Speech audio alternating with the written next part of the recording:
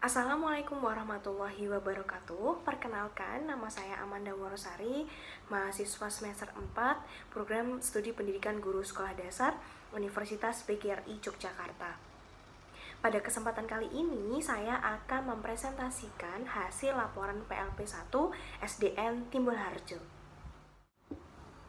Yang pertama, informasi umum sekolah mitra. Visi dari SDN Timbul Harjo sendiri yaitu terwujudnya profil pelajar Pancasila berkarakter Indonesia, sehat, cerdas, dan terampil. Indikator dari visi SDN Timbul Harjo sendiri yaitu yang pertama, unggul dalam iman, bertakwa, dan berakhlak mulia, unggul dalam pengalaman agama dan budi pekerti luhur. Yang ketiga, unggul dalam penanaman karakter bangsa, religius, nasionalis, mandiri, gotong royong, dan integritas. Yang keempat, unggul dalam penerapan hidup sehat. Yang kelima, unggul dalam bidang akademik dan non-akademik.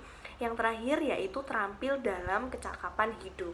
Visi dari SDN Timbul Harjo sendiri yaitu merujuk pada Permendikbud nomor 61 tahun 2014 bahwasanya yang pertama mewujudkan peserta didik yang beriman dan bertakwa sesuai dengan ajaran agama yang dianutnya. Yang kedua, mewujudkan peserta didik yang berakhlak mulia dalam setiap perilakunya. Yang ketiga, menumbuh kembangkan penghayatan dan pengamalan terhadap ajaran agama yang dianut untuk menciptakan peserta didik yang memiliki kualitas SDM yang berakhlak mulia. Yang keempat, melaksanakan pendidikan karakter bangsa ke dalam pembelajaran baik intrakurikuler maupun ekstrakurikuler sehingga tercipta sumber daya manusia yang berkarakter Indonesia. Yang kelima, membudayakan 7S, senyum, salam, sapa, sopan, santun, syukur, dan sabar di antara warga SD Timbul Harjo.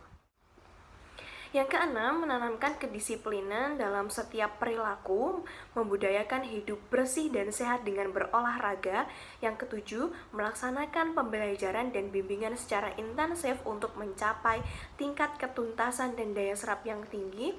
Kedelapan, menciptakan proses pembelajaran yang efektif agar peserta didik dapat berkembang secara optimal. Yang kesembilan, menanamkan kemampuan menyelesaikan masalah, memupuk rasa empati dan peduli terhadap sesama dan lingkungannya. Dan yang terakhir, menumbuh kembangkan rasa cinta seni budaya dan terampil dalam berkarya sehingga mampu berkreasi. Tujuan pendidikan 4 tahun ke depan SDN Timbul Harjo di tahun 2021-2022 sampai dengan 2024-2025 memiliki tujuan sebagai berikut. Yang pertama, menumbuh kembangkan penghayatan serta pengamalan terhadap ajaran agama melalui intensifikasi kegiatan keagamaan sehingga meningkatkan iman dan takwanya. Yang kedua, menumbuh kembangkan pengamalan karakter bangsa dalam kegiatan sehari-hari. Kemudian yang ketiga, meningkatkan pencapaian nilai rata-rata ASPD yang soalnya dibuat oleh Dinas Dikpora DIY pada semua kompetensi. Yang keempat, meningkatkan peringkat sekolah secara bertahap. Yang kelima, mempertahankan presentase siswa mengulang 0%. Yang keenam, mempertahankan dan meningkatkan prestasi sekolah. Yang ketujuh, menjuarai lomba akademik yang diselenggarakan tingkat kabupaten, provinsi, dan nasional. Yang kedelapan, menjuarai lomba mata pelajaran tingkat kecamatan dan kabupaten. Yang kesembilan, menjuarai lomba seni budaya tingkat kecamatan.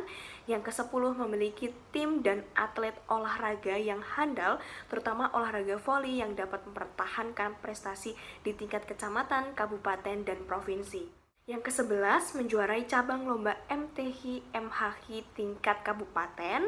Ke-12, memiliki tim yang dapat mempertahankan prestasi di tingkat kabupaten dan tingkat provinsi. Ke-13, mengoptimalkan potensi, minat, bakat, keterampilan, dan seni melalui kegiatan ekstrakurikuler. Dan yang ke-14, mempersiapkan siswa yang memiliki kecakapan hidup. Informasi selanjutnya berikut struktur organisasi Sekolah Mitra SDN Timbul Harjo. Selanjutnya, sumber daya manusia. SD Negeri Timbul Harjo memiliki sumber daya manusia yang terdiri dari tenaga pendidik, tenaga kependidikan, dan peserta didik. Terdapat 16 tenaga pendidik, 5 tenaga kependidikan, dan 303 peserta didik. Selanjutnya, sarana dan prasarana. SD Negeri Timbul Harjo memiliki sarana dan prasarana penunjang kegiatan belajar. Salah satunya adalah ruang teori, terdiri dari 6 ruang belajar atau kelas, kemudian ada ruang praktik yaitu perpustakaan, kemudian ada ruang pendukung seperti ruang kepala sekolah, ruang guru, ruang administrasi, ruang pertemuan, ruang UKS, halaman sekolah, lapangan upacara, dapur sekolah, tempat parkir, kamar mandi, gudang, musola, tempat sampah, dan wastafel. Selanjutnya yaitu prestasi dan kegiatan pendukung. Prestasi yang pernah diraih oleh SD Negeri Timbul Harjo sendiri yaitu Lomba Cipta Pantun Nasional Juara Harapan 2. Nah, kegiatan-kegiatan pendukung yang diadakan SD Negeri Timbul Harjo termasuk berupa kegiatan intrakurikuler, ekstrakurikuler, yaitu meliputi kegiatan pramuka dan membatik. Hasil kegiatan PLP 1 yaitu yang pertama kultur sekolah. Ada beberapa nilai utama karakter di SD Negeri Timbul Harjo. Antara lain yaitu religiusitas, kemudian nasionalisme, dan yang terakhir gotong royong. Yang pertama, nilai religiusitas. Implementasi nilai di SD Negeri Timbul Harjo adalah dengan pembiasaan melaksanakan sholat duha, pembacaan lafal Asmaul Husna di setiap pagi, menjaga kebersihan lingkungan, menghargai perbedaan agama, menjunjung tinggi sikap toleransi, hidup rukun dan damai dengan pemeluk agama lainnya. Yang kedua, nasionalisme. Di SD Negeri Timbul Harjo, implementasi nilai tersebut dilakukan melalui pelaksanaan upacara bendera di setiap hari Senin dan hari-hari besar nasional, menyanyikan lagu Indonesia Raya di setiap pagi, senam pagi, dan adanya jadwal piket di setiap harinya. Selanjutnya, gotong royong. Implementasi nilai di SD Negeri Timbul Harjo dilakukan dengan adanya kegiatan kerja bakti di sekolah setiap hari Jumat. Dengan adanya kegiatan tersebut, maka akan dapat dilihat bagaimana penerapan karakter tersebut pada diri masing-masing siswa. Selanjutnya, ada peraturan dan tata tertib sekolah. Di SD Negeri Timbul Harjo memiliki aturan tertentu dalam berpakaian seragam. Yang pertama, sopan rapi sesuai dengan ketentuan yang berlaku. Kemudian, seragam merah putih dipakai di hari Senin dan Selasa, seragam pramuka dipakai di hari Rabu dan Kamis, seragam muslim biru dipakai di hari Jumat dan Sabtu untuk kelas 3 sampai kelas 6, seragam batik dipakai di hari Jumat dan Sabtu untuk kelas 1 dan 2. Nah, di hari Senin sampai dengan Rabu dianjurkan memakai sepatu sekolah warna hitam dengan kaos kaki berwarna putih. Dan yang terakhir, untuk pakaian olahraga, siswa memakai seragam olahraga sesuai dengan yang ditentukan oleh sekolah. Selanjutnya, tata tertib yang tidak diperbolehkan atau dilarang oleh siswa-siswi SD Timbul Harjo. Yang pertama yaitu datang terlambat masuk sekolah. Yang kedua, meninggalkan sekolah atau keluar sekolah termasuk pada saat jam istirahat atau sebelum jam pelajaran berakhir. Kemudian yang ketiga, keluar masuk sekolah tanpa melalui pintu. Kemudian yang keempat, makan, minum, menghisap kembang gula ketika kegiatan belajar mengajar sedang berlangsung. Kemudian yang kelima, membawa atau menggunakan handphone.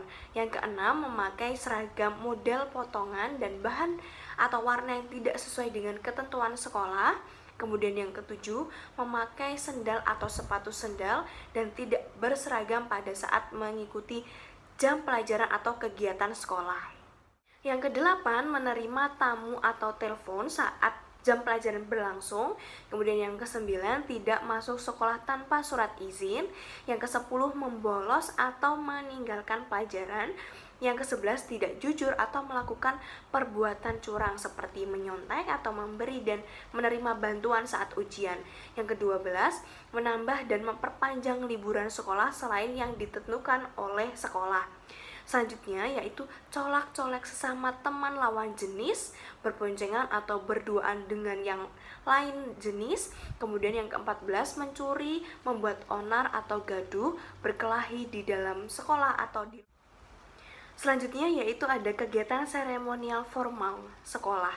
Kegiatan seremonial formal yang dilakukan di SD Negeri Timbul Harjo yaitu kegiatan upacara bendera, upacara di setiap hari-hari besar nasional, dan kemudian ada rapat atau evaluasi tenaga pendidik guna briefing koordinasi kinerja dari kepala sekolah, guru, dan staf karyawan di sana.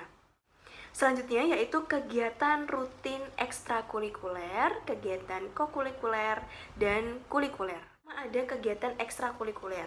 Di SD Negeri Timbul Harjo memiliki kegiatan ekstrakurikuler wajib dan pilihan.